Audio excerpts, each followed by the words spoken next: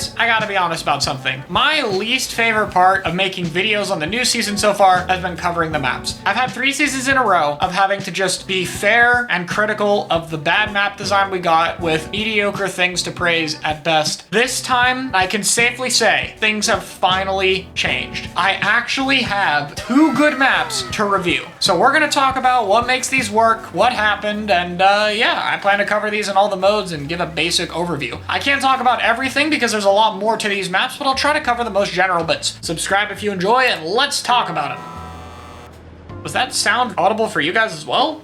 I don't like that sound. Anyway.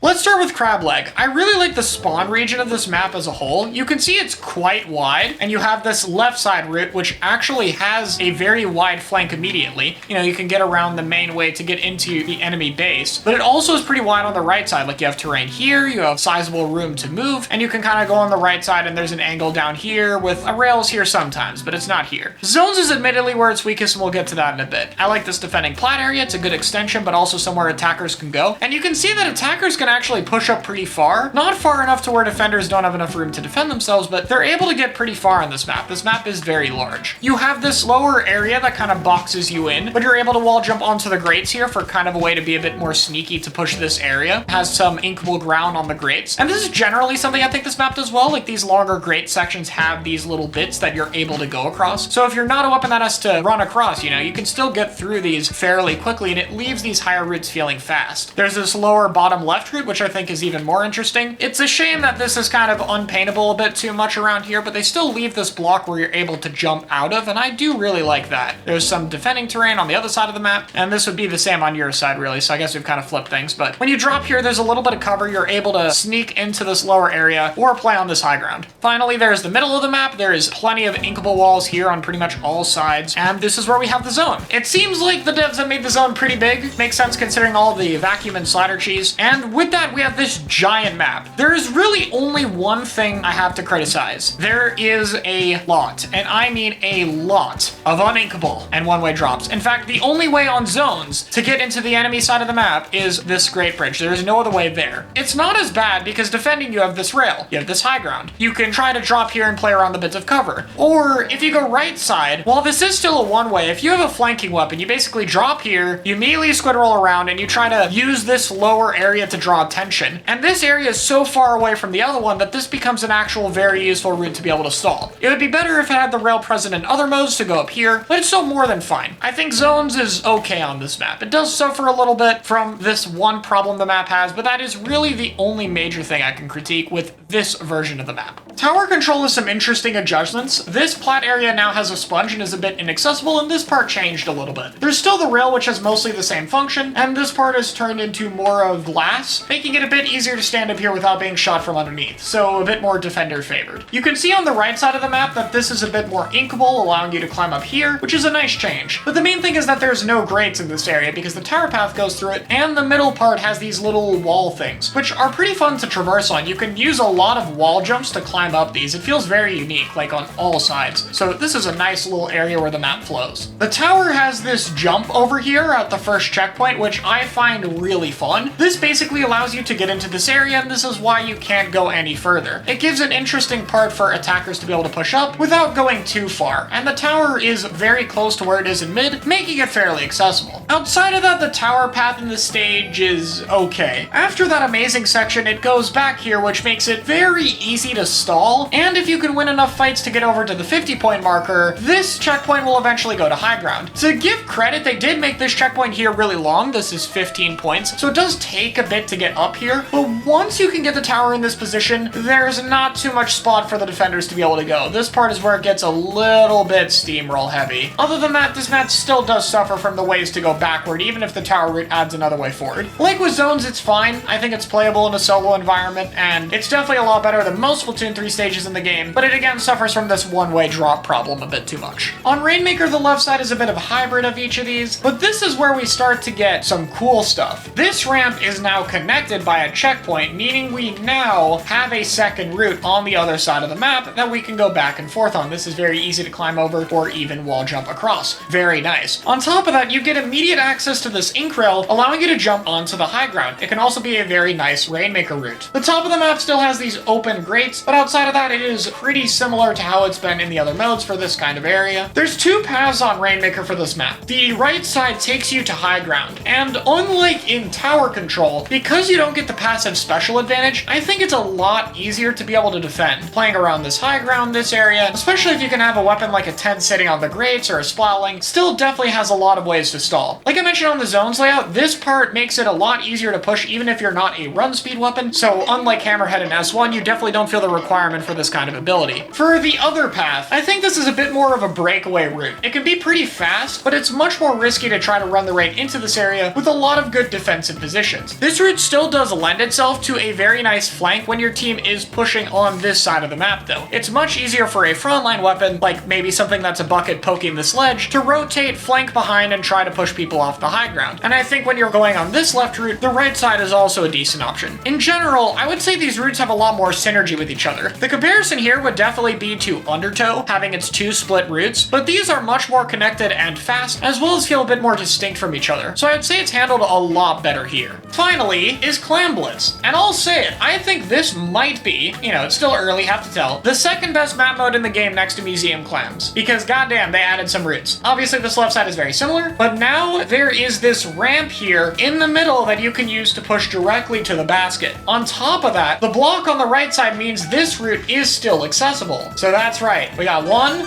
2, 3 routes, and now the uninkable drop problem is gone. On top of that, it even still keeps this rail here. Clam Blitz continues to win with the best layout. It's hard to add too much more other than that. This is just a really solid layout. The reason I give Museum Clams the edge is I feel like having the fast flank out of spawn gives you a bit more options. While there's a lot of routes here out of your spawn, they're all kind of similar timing wise. That being said, it's a bit easier to get in and off your defensive area on this map, so that's cool. As a whole, other than these uninkable drop areas, it's hard to see any real taste of Splatoon 3's map design in here. It really feels a lot like a Splatoon 1 stage with its open area, and it's cool that stuff like these blocks make it clear that they learned from Splatoon 1 Hammerhead when designing maps with this many grates to be able to move on. This feels really inventive, unique, and open. I really enjoy it, honestly. It sucks that zones and tower are a little bit worse due to, drop, but still, the middle of the map is so open that I think it's definitely fun and not horrible by any means. It's totally playable on those, just not good to the same level of Rain and Clam Blitz. Finally, it'd be unfair if I didn't talk about the scenery of this stage. I mean, look at this. It is beautiful, and you can even see Hagglefish Market down there. That's just straight up cool. I love the aesthetic of the stage so much. Now, the next stage is interesting because it's kind of a mirror of what the other stage was. Where Crableg kind of looked like Splatoon 1 map design, this one looked a bit more like Splatoon 2. Specifically, you can see a lot of parallels to Schellendorf that I'll get into in a bit. However, I think this is much better than most Splatoon 2 maps, with the exceptions of like Snapper Canal and the Reef. The spawn area here is some of the best in the entire series. You have a left route with a rail and a right route with plenty of high ground. With the spawn jump system, it's easier to get to any part of them, and it is very nice to be able to open up and go to any side of the map. This left side area serves as a nice vantage point. It's very easy to take this over since attackers can't get up here as easily usually, so quickly getting that part of the map is interesting. This trench part is very weird, but it's kind of unique and I kind of like it. It's definitely not anything that would be a problem on the map, and I personally enjoy it. This right side in zones has some defending ground, but it gives you a defensive sponge to get back up on. A lot of Splatoon 3 maps could use a sponge like this, and I am so happy to see it here. There's this lower right court area, which is a bit scrappy, and this entire wall is actually paintable. There's no route all the way around to mid, but there is a lot of options to be able to just kind of fight down here, and some modes expand on it more that I'll get to later. This part of the map is definitely what I would compare it to Schellendorf. However, unlike Schellendorf, this kind of giant arch area is in the middle of the map, and it's accessible to both teams equally, rather than two arches where backlines can camp on. This is still a strong anchor position, but you have to take the middle of the map to earn it, which I think is way better. On this map, you can only approach it on one side, but there's a lot of creative freedom. And again, look at this. Inkable walls. It's crazy. I like the glass area here, and the zones has a very unique shape. Really, this is cool. Like being able to see through these, I like it. Very cool aesthetic. There's a bit more blocks for some cover and terrain to move around in mid, so it's a little bit more varied. That's cool. And we still got remnants of the signs update here. I guess that's gonna block some charger sightline. I really like this map in zones. It doesn't really have anything super offensive. The reason I compare it to Splatoon 2's map design is, it is still very straight line-like, which means that the further you push ahead, the longer it takes to regroup, and jumps are very important. But that being said, I think the stage does a good job of having the sides be really wide. Look how far the left and right side are apart from each other, and this isn't even the mode where there's a route here, which will happen later and get even better. Very good zones layout. I had a lot of fun on this one. Tower control has a few changes. It's a bit easier for attackers to get up here if they flank, and on the right side, we're going to see something that'll be there in pretty much all the modes, which is this will now be a fully connected bridge. Cool, I like it as a route. The mid area opens up really drastically compared to zones. While the left side here still isn't inkable, you can see this kind of mid area is still very accessible, and it's much easier to get top left here. On top of that though, there is this very odd route of uninkable blocks and grates that at least serves as an option to get up onto the left side. You can see just how much wider the middle area opens up with this part of the map being accessible. In addition, I really like this TC path. It starts going on the left side, which is a bit easy to hold, but not too bad by any means, especially since the other side has such a wide flanking option. After that, the tower goes into this low ground area, making it hard to defend if the attackers didn't push up properly. Then when it gets to this checkpoint, you gain a very valuable tower jump, which I think feels pretty rewarding and is the fair time to make this top red side accessible. And then after that, you just go to the checkpoint here, and that's the end. I love this tower path. It is really smart, and especially this area in mid feels very fun and fair to fight on. I think this might be a contender for the best tower control map in the game next to Mako Mart. And Mako Mart's the only other tower control map I like, so yeah, this is top 2 in my eyes rather easily. So Rainmaker is nearly identical to the tower layout. The only change is that there's this kind of block to be able to get back up on if the Rainmaker is dropped here. This is really smart. It works for the mode well because this is a natural stalling spot. In fact, they even made this Rainmaker free, and there's another Rainmaker free back here. For the checkpoints, you have a fast path and a left path. I will say that from playing the map so far, these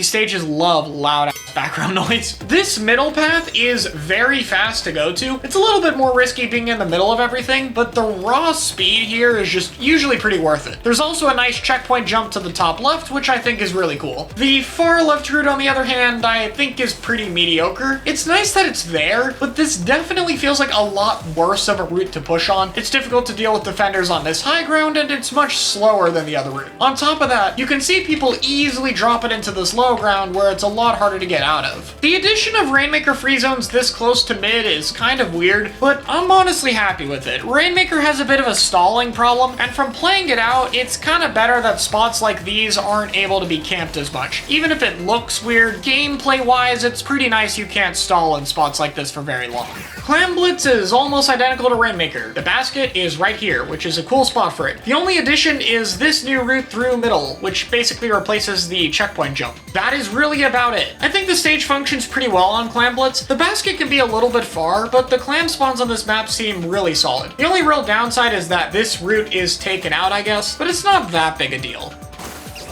Yeah, you can score clams from down here, by the way. That's kind of cool. I don't think this is too bad camping-wise. There's a lot of defensive ground, but it's worth noting it's here. While I don't think this stage hits the highs of Crableg, it's definitely much more well-tuned overall. This is a map that I could see being viable in all 4 modes, and in fact, right now, I'd say it's good in all of them. I think tower control is where its best strength is, but as a whole, I really see reasons to like all of them. This stage is pretty well-designed and feels like an evolution on Splatoon 3's design theory, keeping the kind of rectangular nature of it, but expanding and keeping it wider as a kind of weird compromise, which I think is cool. So yeah, they added 2 good new maps. Again, they're not perfect. I think that there are some things that could be improved to be better, but outside of the uninkable walls on Crableg, it's pretty much just nitpicks here. I'm glad I can finally really praise the game for these stages, and if reworks are going to make Splatoon 3's current set of stages to look more like this, then I am looking forward to their potential possibility of existing in the future. Thanks for watching.